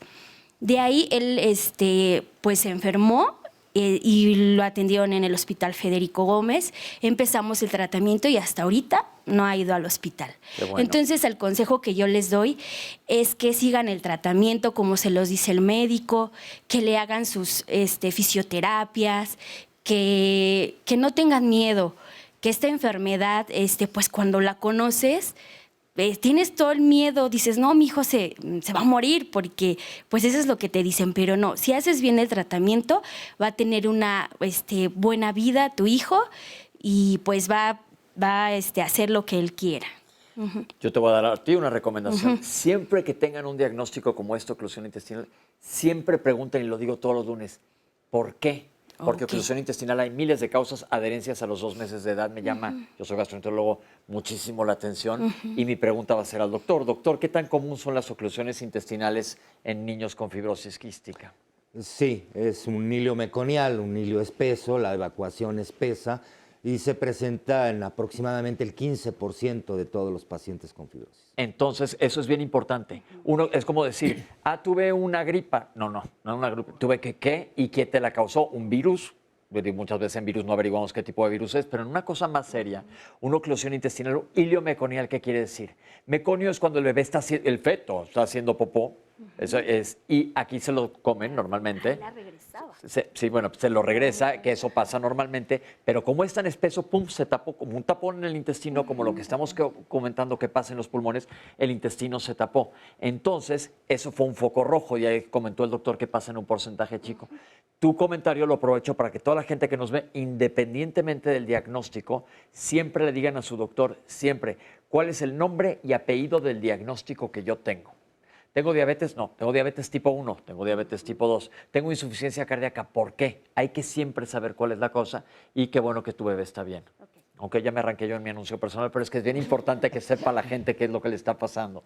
Hola. Oye, a propósito, Pepe, perdón, nada más una llamada rápido que tiene que ver con lo que estás diciendo. Libertad Segundo nos comenta, en el IMPER me dijeron que había un estudio a mi bebé para descartar la fibrosis, pues había un dato de hilo meconial, en los resultados salió negativo, pero que podría volver a presentarse, ya tiene 7 años. Bueno, a los 7 años ya no va a tener un hilo meconial, no se apure, eso no le va a pasar. Un hilo meconial puede tener otras causas. Ilio, nosotros tenemos una parte del intestino que se llama ilion. Ilio paralítico es que, pum, el intestino dice, yo no me muevo, aquí me quedo, y no me voy a mover. Entonces da una oclusión intestinal porque no se está moviendo. Cuando es un hilo, normalmente revierten, pero haz de cuenta, si tienes otra causa, que hay miles y podemos hablar algún día de oclusiones intestinales, se tienen que resolver de diferentes maneras. Pero un hilo meconal a los 7 años de edad ya no le va a pasar. Ya no. Hola. Hola. ¿Cuál es tu nombre? Lupita. Lupita, ¿qué nos quieres platicar? Yo tengo una niña de 19 años que también nació con una oclusión intestinal por hilio meconial. Tuvo, 2 cirugías por esto, estuvo internada mucho tiempo en el hospital y gracias a Dios llegamos a la Asociación Mexicana de Fibrosis Quística. Yo creo que de todo lo que han platicado hoy, si algo les recomendaría a los papás es crean en el poder que como papás tenemos. Fibrosis quística hoy en día es una enfermedad que sin duda suena muy desalentadora, pero que tiene esperanza. Los avances científicos han sido mucho a lo largo de estos años. México sin duda está atrasado respecto a otros países, pero creo que hoy el poder de los papás puede lograr mucho. Es decir, si nosotros empezamos a exigir, si nosotros nos empezamos a empoderar, a investigar, a saber cada vez más sobre la enfermedad de nuestros hijos, podemos llegar a nuestros centros de salud y decir, doctor, pero yo creo que aquí podemos hacer más, ¿no? Yo creo que podemos exigir centros de excelencia como lo hay en el Federico Gómez, un equipo interdisciplinario que vea a nuestros hijos de una manera integral, no nada más la parte de neumología, no nada más la parte de nutrición, también la parte de psicología. Es decir, creo que podemos cambiar la realidad en México. Sí es desalentadora, pero definitivamente pueden tener una gran vida, pueden tener calidad de vida y pueden tener una esperanza de vida superior y lograr aspirar a esos 50 años de otros países. Entonces, creo que el poder está en nosotros, en informarnos. Yo creo que un papá y un paciente informado, experto en su enfermedad, va a lograr muchísimo. Eso es bien importante. Hemos comentado esa frase que yo he usado aquí muchas veces de Byron Katie, de cada vez que te pelees con la realidad vas a perder el 100% de las veces. Entonces, la realidad es que tu bebé tiene esto. ¿Qué vas a hacer con esto? Lo mejor posible para que esté tu bebé. Y que se junten la mayoría de los papás posibles. Y la asociación es una asociación bien importante que tenemos esta cápsula que nos va a explicar qué es, porque seguramente les van a caer muchas llamadas. Vamos a ver qué es la Asociación Mexicana de Fibrosis Quística. La Asociación Mexicana de Fibrosis Quística nace porque unos papás tienen a un hijo con esta enfermedad y no había nada en México. Entonces estaban buscando respuesta a lo que a su hijo le estaba pasando y esto les llevó más o menos unos 2 años y era una familia, la familia del ingeniero Gutiérrez Cortina, Antonio Gutiérrez Cortina. Ellos tenían posibilidades económicas, se fueron a Estados Unidos con su hijo y allá les dijeron que tenía fibrosis quística. Él y su esposa entonces se preguntaron qué pasa en México con los demás niños que debe de haber, que deben de estar naciendo con esta enfermedad. Y entonces decidieron fundar la Asociación Mexicana de Fibrosis Quística. Esto fue en 1982. Ya tiene 37 años la asociación. Fundador, el ingeniero Gutiérrez Cortina ya murió, Pedrito, su hijo, ya murió también, pero nos dejó esta herencia y este gran legado que es la asociación. Atiende a todos los niños que tienen fibrosis quística y que requieren una atención porque no tienen ningún otro medio de seguridad social. Nuestra misión es mejorar la calidad y esperanza de vida de las personas que viven con fibrosis quística de manera especializada e integral. Nosotros tenemos un programa que tiene 4 áreas. La primera es diagnóstico y atención. Para nosotros es muy importante que los niños se diagnostiquen. Preocupados por este tema, tuvimos como 2 retos muy importantes. Uno fue poner centros de diagnóstico en otros lugares de la República Mexicana para acercar el diagnóstico a las familias y a los médicos que tuvieran pacientes que pudieran tener esta enfermedad. Y el segundo, que se incluyera en el tamiz neonatal fibrosis quística para poder hacer una detección oportuna y temprana. El segundo, después de diagnóstico, es la atención. Y nosotros aquí tenemos un equipo interdisciplinario. Contamos con neumólogo pediatra, nutriólogo, psicólogo, fisioterapeuta, rehabilitador pulmonar. También tenemos la parte de difusión, capacitación. Nosotros nos interesa mucho que se conozca la enfermedad. Es una enfermedad de baja prevalencia, es una enfermedad catastrófica y es una enfermedad poco conocida todavía. Y también la parte de investigación, y hacemos también trabajo de incidencia en políticas públicas, porque muchas de las cosas que requieren ser cambiadas o implementadas para la atención de la enfermedad y el diagnóstico tienen que venir desde cambios en la Ley General de Salud o este tipo de cosas. Entonces también nosotros hablamos con los tomadores de decisión y las personas que están encargadas de hacer todos estos cambios para mejorar la atención. Entonces hablamos y les llevamos información basada en evidencia siempre, porque esto es muy importante, para que haya una mucho mejor atención de fibrosis quística en México. Pues felicidades antes que nada. Felicidades a la asociación, pero vamos ahora sí, voy a aprovechar a cada uno de los especialistas para que desde su trinchera nos digan cuál es el manejo de la enfermedad. Arranquemos con nutrición, ya nos dijiste la importancia y ha habido preguntas que más tarde contestaremos, que aunque ya se contestaron, recalcarlo, pero desde chiquito hasta grande, la nutrición va variando. ¿Qué onda? El grupo más vulnerable o que tiene más riesgo son los lactantes y desafortunadamente pues el diagnóstico es muy tardío y la condición nutricional en ellos pues ha repercutido mucho. La mayoría de los niños son desnutridos. Los lactantes es muy importante que se dé el manejo nutricional, que continúen con seno materno si es que se detecta muy tempranamente y que en el momento que se den el resto de la alimentación complementaria se vigile los aspectos de cubrir el aporte energético. En el resto de los niños siguen siendo también vulnerables, pero aún más lo es en la adolescencia, porque son los dos momentos de crecimiento más importantes.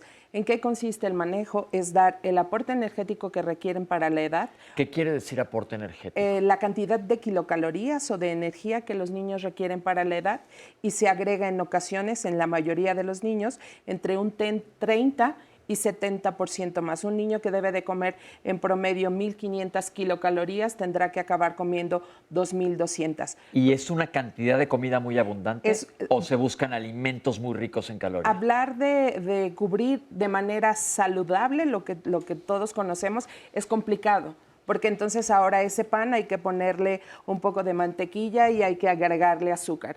Entonces, en la mayoría de los casos se puede cubrir, sí, si el paciente lo permite o si el niño lo come. En ocasiones es complicado y se puede recurrir a alimentación enteral o dar a través de la boca alguna bebida, ¿Qué algún quiere licuado. decir alimentación enteral? Enteral, que vaya a través de la boca, en ocasiones incluso a través de la sonda, pero en las primeras etapas se deja algún licuado o alguna bebida líquida concentrada para cubrir kilocalorías. Lo más adecuado es que coman normalmente, pero como no llegamos a cubrir la meta de energía, entonces se utiliza este tipo de recursos.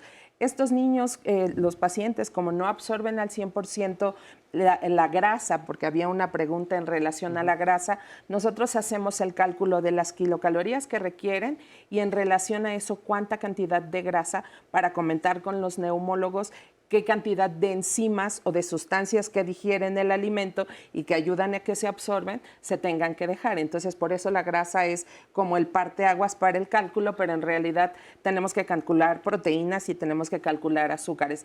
La desventaja de esto también es que la absorción de las vitaminas, básicamente las liposolubles, A, D, ¿Qué quiere E decir liposoluble? y K, que vienen, perdón. Es que yo sé, pero nosotros Sí, hablamos claro. un idioma que yo que hago aquí en la tele, mi trabajo básicamente es traducirles, Sí. entonces por eso me pongo necio. Las vitaminas que vienen y que se absorben en forma de grasa. Ok. Como no se absorben, estas se tienen que dar en suplementos especiales. También los niños requieren zinc, requieren hierro dentro de los aspectos más importantes, calcio, y de esta manera pues fomentar la ganancia de peso y de estatura adecuada.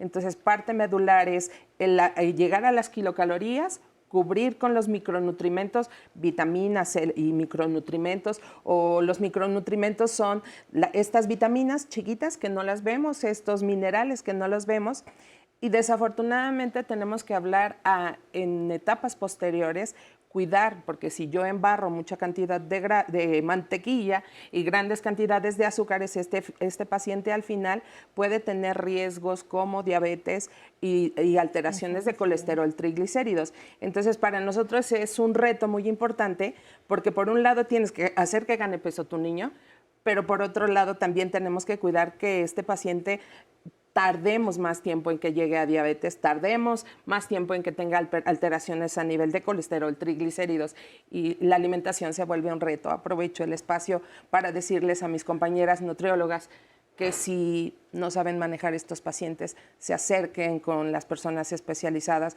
porque el manejo es muy preciso y necesita el conocimiento. Ha sido más claro. ¿Por qué? Porque luego dicen, hay nutrición nada más que coma más. Nos está explicando que, por ejemplo, yo para levantarme en las mañanas, ir a dar la vuelta al parque, desayunar, venir al programa y luego ir a la consulta y más, necesito cierta cantidad de gasolina, que son las calorías. Estos niños requieren muchísima más. Y pues, si quiero yo tener un aporte calórico extra, pues me puedo tomar un bote de helado, pero esa no es la tocada. Estamos buscando que sea alimentación sana, entonces tiene que estar de la mano de un nutriólogo que sepa lo que está haciendo. Aquí siempre defendemos que hay que ir con gente que esté certificada, porque sobre todo en el área de nutrición ha aparecido un boom de personas que estudian la licenciatura en nutrición y medicina y especialidad y todo en 2 semanas y ahora dominan. Y entonces la gente puede caer en charlatanería, que aquí le damos duro en Diálogos en Confianza. Siempre acercarse dentro del mismo tema de nutrición. Hay nutriólogos que se dedican, sí, a la gente que quiere estar en un gimnasio, a gente que quiere bajar de peso. Yo, por ejemplo, que manejo pacientes cirróticos, necesito una nutrióloga que maneje pacientes cirróticos. Aquí estamos viendo que necesitan nutriólogos que sepan de lo que están haciendo. Entonces, qué bueno que comentaste así. Pasamos a la parte emocional. Claro, en la parte emocional, como comentaba hace un momento, lo primero es el enfoque con los padres. ¿Cuál es la labor? Yo, para empezar, tengo que corroborar con qué información vienen y qué experiencias se han tenido. Y algo que no se debe dejar de lado es el vínculo que yo puedo hacer con cada uno de los padres. Conocer su experiencia, porque es distinto cómo lo vive tal vez el papá desde el punto de vista, voy a hablar mucho ahorita en la generalidad, que tiene que tener esta parte como de sostén, de soporte y también emocionalmente, y tal vez está tragando una tristeza, un malestar, que ni siquiera va a buscar aclararlo. Y la parte también de la madre o de cualquier otro familiar con el que conviva, que tal vez no sabe ni por qué punto voy a empezar, ni lo que me espera, pero voy a estar al pie del cañón para lo que salga. Y qué tanto se comunican entre ellos estas partes. Justamente a veces no quiero dar la cara para tener la fuerza en mi familia, pero necesito yo también cuando tirarme un poco abajo para que alguien me dé ese jaloncito. Yo debo conectar con cada uno de ellos y conocer cuál es su percepción tanto de la enfermedad como del panorama que ahorita viene con ellos. Esto es muy importante. La otra, con los niños que ya van creciendo y posteriormente con adolescentes y adultos, cuando tienen diagnósticos tardíos o nada más para dar seguimiento, tengo que ver cómo es su apego al tratamiento. Hay un fenómeno muy curioso. Todos sabemos en la adolescencia, ¿no?, que es esta rebeldía contra la autoridad, búsqueda de independencia, la parte de yo estoy construyendo mi identidad. Pues muchas veces el tratamiento, como es algo de por vida, ¿y de dónde empieza el tratamiento? De los padres, ¿no? Ya te nebulizaste, ya te tomaste tus enzimas y demás. Cuando llega la adolescencia, a veces el tratamiento puede ser confundido. Estos son procesos internos, no es algo que esté consciente, con esta rebeldía a la autoridad. Entonces, aparte de no querer ir a la escuela, no hacer mi tarea, pues ahora no me nebulizo. ¿Cómo los padres también lidian con eso? Es una muestra de amor que tienen hacia ellos, que quieren que esté sano, pero a veces la persona es como, sí, pero tampoco te voy a dar este gusto. Ahí es donde igual yo tengo que entrar y hacer esta diferencia. Una cosa es cualquier conflicto que puedas tener, pero otra cosa muy diferente es lo que debes hacer por ti. Y también la creencia y la confianza en el proceso. Pensémoslo un poco cuando uno va al gimnasio, quiere ponerse fuerte, estar saludable, ¿no? Uno no puede decir el momento exacto en el que mejoró tu salud, porque no hay un día. No entraste es un proceso. No fuiste a dar 5 vueltas al parque y de repente estás más sano. Fue esos 20 minutos diarios que hacías 5 días a la semana los que al final te llevaron al punto en el que estás ahora. La enfermedad, y esto quiero que lo tengamos todos muy claro, la fibrosis quística es muy discreta, muy, muy discreta, para bien o para mal. Puede empezar a la progresión de la enfermedad, tú dejas de hacer tus nebulizaciones porque no te sientes absolutamente mal y el día siguiente no pasa nada. Lo dejas de hacer 2 semanas, no pasa nada. Pero justamente lo que no estamos todos viendo es que adentro sí está pasando algo. Lo mismo pasa para la mejoría. A veces haces tu tratamiento diario rigurosamente y no te sientes mejor. Pero es al final de cuentas, como hablábamos, el transcurso y la determinación de cada pequeño gran avance los que te llevan a tal punto.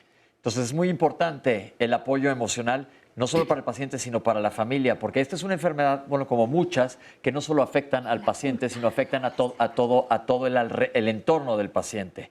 Y como todos sabemos, a veces hay una enfermedad en casa y los familiares podemos estar sanos, pero nos estamos tirando los dientes. Entonces es bien importante que haya un apoyo emocional. Me voy a brincar a la doctora porque la genética yo creo que es el principio y es el futuro también. Pero el doctor que nos explique, acabamos de ver fisioterapia, medicamentos, nebulizaciones, ¿qué es todo esto, doctor? Sí, para iniciar, bueno, debo decir que el tratamiento de un paciente con fibrosis quística es individualizado y que el tratamiento, el manejo debe ser interdisciplinario. Esto quiere decir que los distintos especialistas vean simultáneamente al niño para que se discutan con él, con su familia y entre ellos el manejo de cada uno.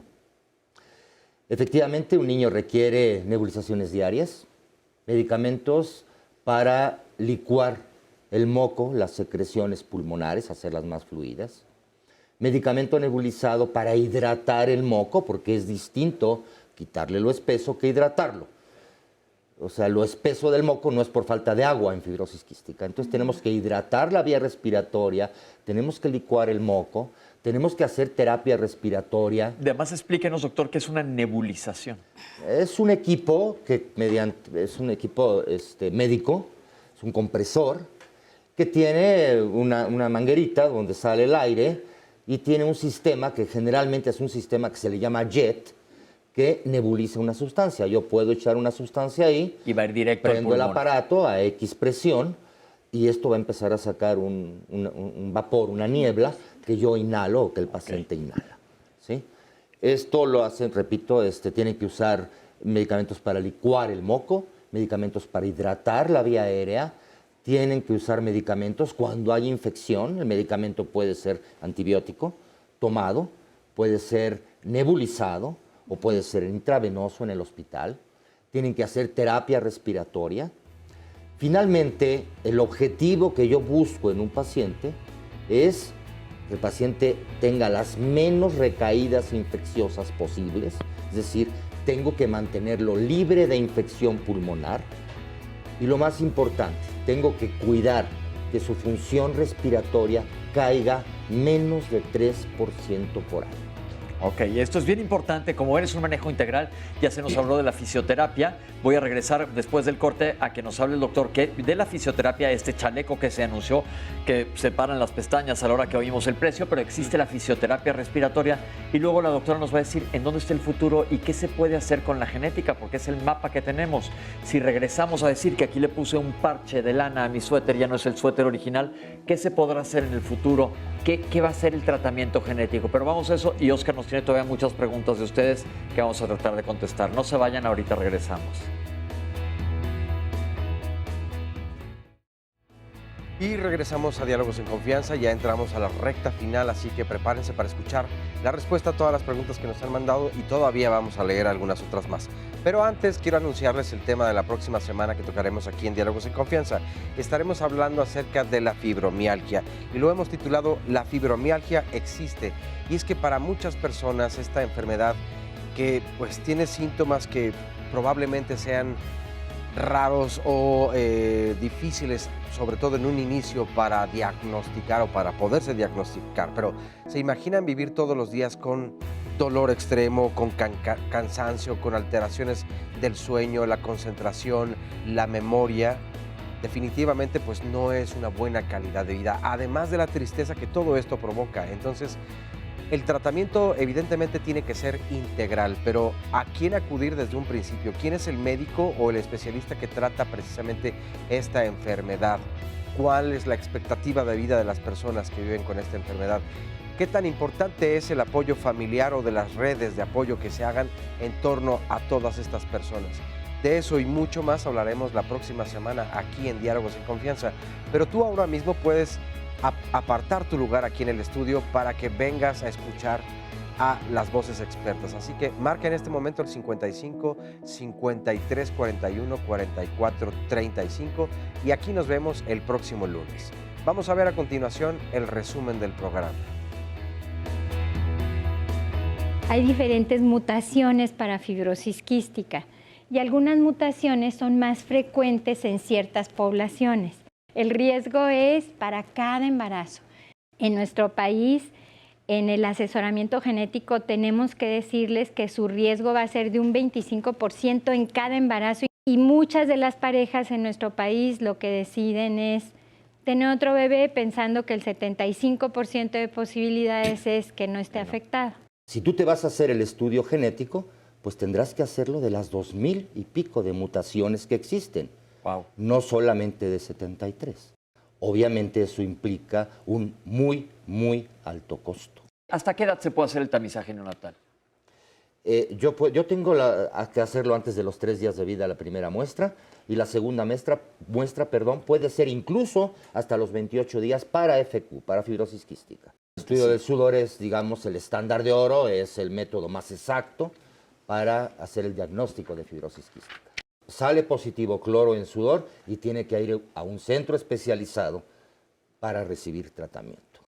La enfermedad sigue siendo muy desconocida tanto dentro del ámbito médico como de cultura general.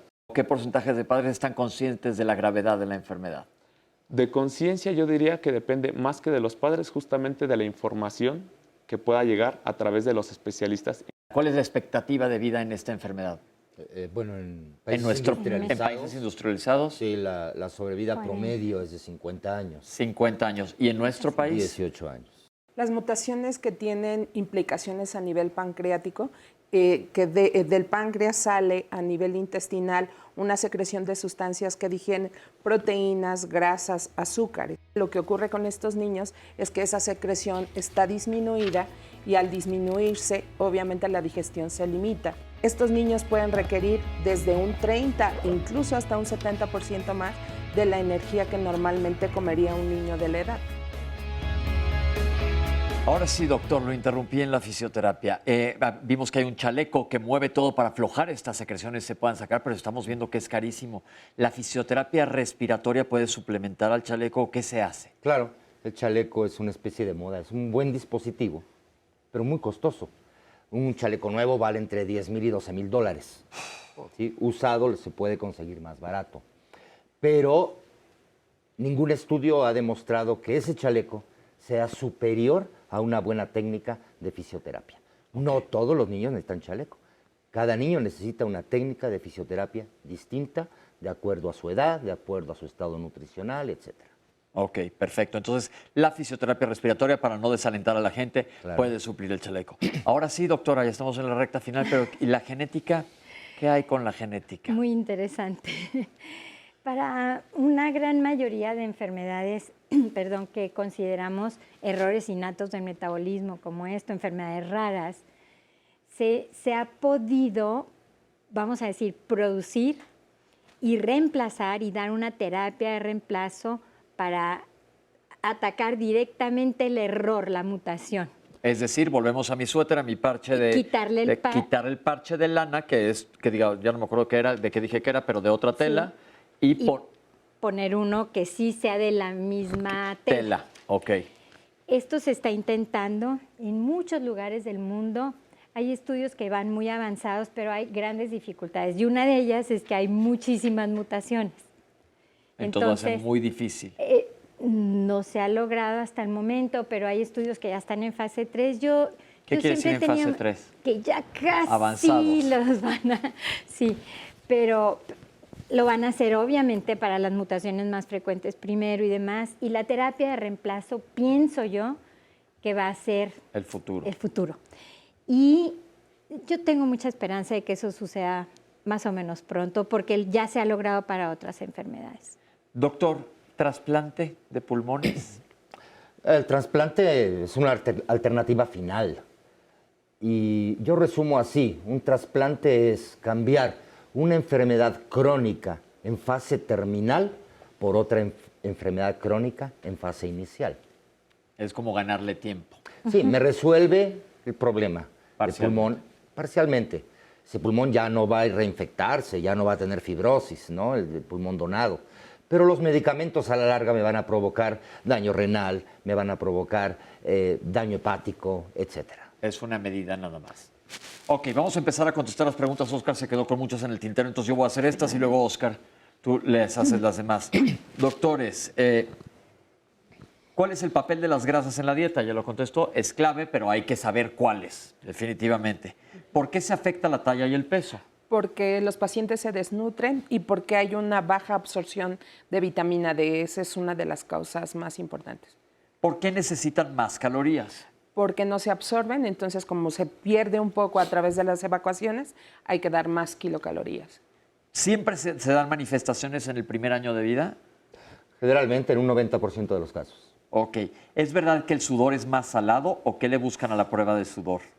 Sí, es más salado y lo que se busca es medir el cloro. El sudor es cloruro de sodio, sodio y cloro.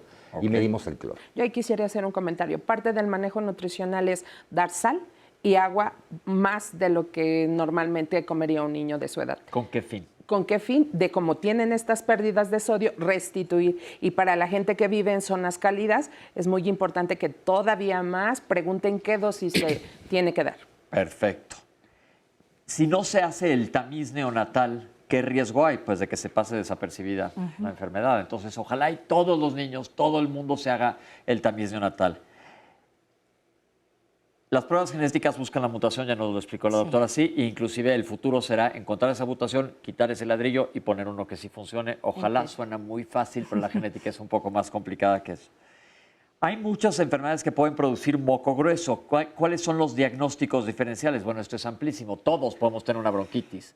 Todos, seguramente ustedes que me están viendo, han tenido una tos de estas con expectoración horrible, que de repente toses y sale un alien horrible. Sí. A todos nos ha pasado en algún momento de la vida, pero hay muchos diagnósticos diferenciales. Pero si las infecciones son recurrentes, continuas, focos, pensar a dónde ir. En San Luis Potosí no tenemos buenos recursos y seguramente este comentario lo compartirán muchos otros lugares. Hay pocos lugares como el que tienen ustedes. ¿Qué se puede hacer y cómo acuden o cómo los buscan en la asociación? Bueno, hay que dar el teléfono de la asociación, 5511-1498. Y va a aparecer en redes sociales que también. Se comuniquen y ya en la asociación les van a dar una orientación. Y hay una página de internet también que pueden buscar. Acuérdense que ya nos lo han dicho. El internet es un arma de dos filos. Yo si quiero puedo mañana escribir una página increíble de arquitectura y no tengo la menor idea ni cómo hacer una casa de palitos. Entonces hay que hacer caso de la bibliografía siempre. Acérquense a páginas que verdaderamente funcionen. ¿Se pueden morir de esta enfermedad? Sí, ya dijimos que es una enfermedad peligrosa, pero alguien me preguntó acá, ¿de qué? De insuficiencia respiratoria, quiere decir que no puede respirar bien, pero ¿de qué, doctor? La causa más frecuente es insuficiencia respiratoria por una falla respiratoria crónica. Ok, Oscar, ahora sí te paso la batuta. Nos dice Irana Salmo a propósito de los tratamientos. Estos padecimientos pueden complementarse con decodificación biológica y como es en infantes, se revisan los conflictos emocionales que la madre vivió antes del embarazo, durante el embarazo y después del mismo, y dar terapia complementaria para reparar, y sanar al hijo también. ¿Hay algún estudio basado en evidencia o científico que respalde esto? A ver, existen actualmente 4 medicamentos que son modificadores, potenciadores de la proteína, del gen, digamos. Se llama CFTR. Estos 4 medicamentos ya están aprobados, ya existen en el mercado y hoy en día en países no son la cura, ¿sí? No son la cura, pero está demostrado que mejoran más del 30% función pulmonar, peso, la eliminación del cloro en el sudor, etc. Estos medicamentos están diseñados para funcionar en el 90% de las mutaciones de fibrosis quística a nivel mundial. Ok, pero en base a la pregunta que nos acaban de mandar, lo que nos comenta, ¿eso está aprobado por la ciencia? Eso no. Están aprobados estos modificadores y potenciadores. Ok, entonces acuérdense de ir a medicamentos que sí estén aprobados por la ciencia. Yo siempre digo, hagan todo lo alternativo que quieran mientras no les haga daño, pero no se alejen de la ciencia, porque esa es una tragedia horrible que vivimos en el país. Yo me voy a ir porque seguramente mi conflicto es porque a mi mamá le dieron una cachetada cuando era chica. No, aquí hay ciencia que está respaldando la enfermedad y mucha gente dice, como comentó el doctor, no quiero lidiar con el diagnóstico, me voy a ir por el lado más fácil y me puedo ir con alguien que me va a curar de otra manera y entonces el que está en peligro es tu hijo. Entonces, pongan las manos en manos de expertos, Oscar. Nadia Sánchez, ¿cuántos tipos de fibrosis quística existen? A la hija de mi prima le diagnosticaron un tipo muy raro en el que le dicen que solo 40 niños en el mundo lo tienen. Ella es de bajos recursos y vive a diario con la preocupación de que si su niña muera en cualquier momento. Tuvo 3 niñas, la más grande es muy sana, la segunda murió sin saber o sea, sin haber sido diagnosticada a pesar de haber acudido a varios médicos. Y esta última fue a la que le dieron este diagnóstico. Habitualmente pasa que no se diagnostica en el primer hijo, desafortunadamente fallecen porque como no hay diagnóstico, no hay tratamiento adecuado y es hasta un siguiente embarazo en el que se puede llegar al diagnóstico y probablemente sí sea una mutación rara. Pero la doctora ya comentó, respondiendo la pregunta, existen muchas variables. Las más raras son las menos graves, pero existen varias expresiones de la enfermedad. Laura Ciprés Hernández, mi hermana tiene 32 años. Fue diagnosticada con fibrosis quística cuando tenía 4. Últimamente le diagnosticaron matriz infantil y ha tenido quistes en la matriz. Tiene problemas intestinales y siempre está agotada. En Querétaro hay algunas instituciones de salud pública a donde se pueda atender esto.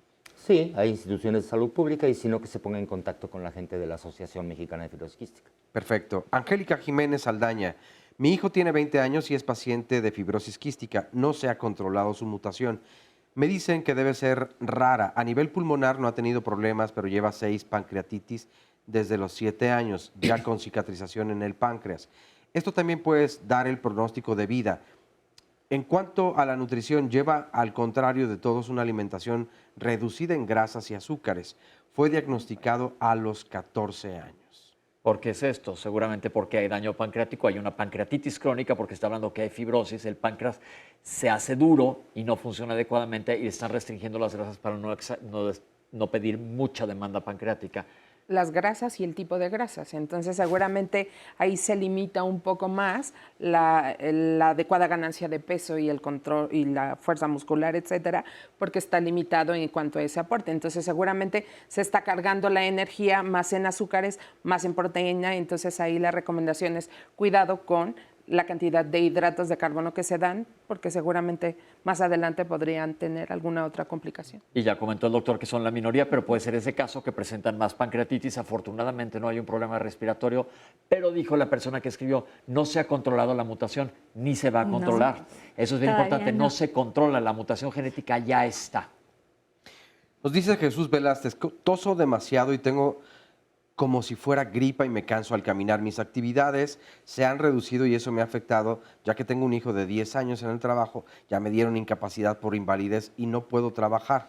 El dinero comienza a faltar, pero tengo mucho que hacer, por eso quiero una segunda opinión para poder seguir trabajando. Y más adelante nos pregunta, ¿solo atienden en la clínica a niños o dan atención a diferentes edades? Y aunado a esa llamada, Vania Olarte nos dice, yo soy Vania, tengo 18 años, tengo fibrosis quística y me lo detectaron a los 14 años. Ya fuimos a la Asociación de Fibrosis Quística y nos dijeron que yo ya no podía entrar. Dejé mi expediente y todos mis estudios, pero entonces ella y junto con el señor que Jesús nos preguntan si solamente es hasta cierta edad que se puede atender a los pacientes. Yo creo que nada más comentar, Jesús, habrá que ver si él ya tiene el diagnóstico, porque los síntomas que dicen pueden ser cualquier síntoma respiratorio de un sinfín de enfermedades. Si tienes el diagnóstico, sí acércate a la asociación. ¿Y qué podemos comentar del otro caso? Sí, bueno, respecto a él, este señor que se acerca a un neumólogo, tiene un hijo y de 10 años. Y los varones con fibrosis quística son infértiles. No, que no va a ser fibrosis quística lo que tenga el señor. Y el otro caso, que hable a la asociación, me extraña que en la asociación le hayan dicho eso. No hay límite de edad. No hay límite de edad. Ah, bueno, eso no se lo dijeron a él sino a Vania. A Vania. Exacto, que ella es, de hecho, más joven. Por otro lado, nos dice también en este comentario... Ah, bueno, tengo esta otra llamada, más bien primero, de Marta Aguirre. La genetista dijo que hay muchas mutaciones, que si un papá tiene una mutación y la mamá otra mutación, hay posibilidades que tengan fibrosis quística. ¿Por qué hay niños que tienen 2 mutaciones diferentes? Sí, sí existe la posibilidad. De hecho, nosotros decimos una palabra que no quisiera decir porque hay que explicarla, pero se llaman heterocigotos compuestos. Esto quiere decir, tiene 2 mutaciones, de todos modos tiene 2 mutaciones que no es exactamente la misma, pero ya juntas te dan la enfermedad. Sí. Gloria Meléndez, mi hija murió en el mes de febrero por esta enfermedad y tengo mucho medicamento que ella no utilizó. ¿Saben dónde podría llevarlo para donarlo? Llamo desde Zacatelco, en Tlaxcala. Muchísimas gracias. A la Asociación Gloria, Mexicana. lamentamos la muerte, pero A la ahora te Asociación da- Mexicana de Fibrosis. Y muchas gracias, muchísimas gracias porque ese tratamiento sentimos mucho lo que le pasó a su hija, pero ese tratamiento va a ayudar a alguien. Sí. Entonces, en la asociación estamos, bueno, están pasando los números telefónicos y los datos de la asociación por la pantalla, pero también nosotros los publicamos aquí en nuestras redes sociales para que puedas comunicarte también con ellos.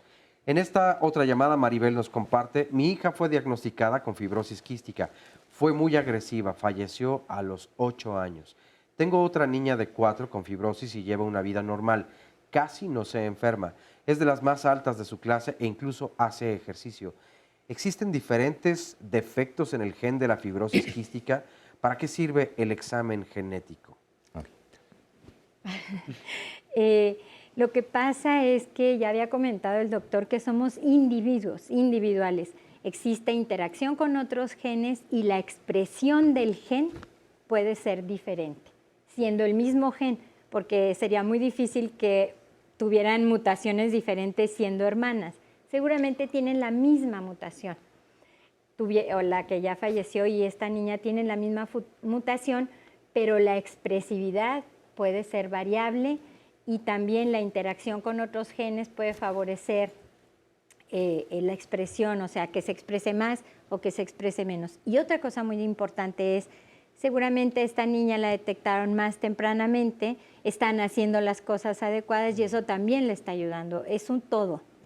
A mí me gustaría igual complementar que el desarrollo de la enfermedad, como bien dice la doctora, sí tiene que ver con, obviamente, la genética, de ahí parte, pero los distintos factores, que es el diagnóstico y tratamiento temprano, la calidad de vida que pueda tener en casa, el acceso al tratamiento que pueda tener, sea medicamentos, si hay un ambiente de estrés, todos sabemos lo que pasa al sistema inmunológico cuando se deprime o se estresa, también bajan las defensas.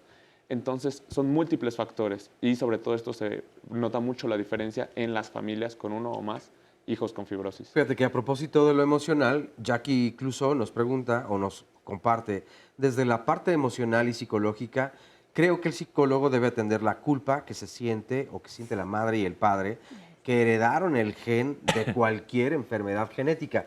Y esto yo no podría afirmar o aseverar que está en el consciente, pero probablemente en el inconsciente sí haya una culpa.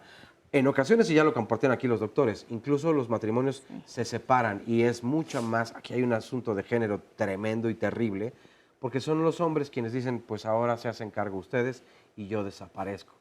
Pero cuánta culpa no debe haber también y para el apoyo y tratamiento psicológico de todas estas personas. Claro, ahora sí que de las familias que yo he visto en mi experiencia, sí me atrevería a decir que casi la totalidad sí muestran, y ni tan inconsciente, o sea, tal cual llegan y lo refieren de una manera muy consciente, la culpa que tienen. Y cabe aclarar que esto, como bien lo hemos hablado durante todo el programa, es una suerte genética. Para todos nosotros, en cualquier tipo de fenotipo, genotipo que nos tocó.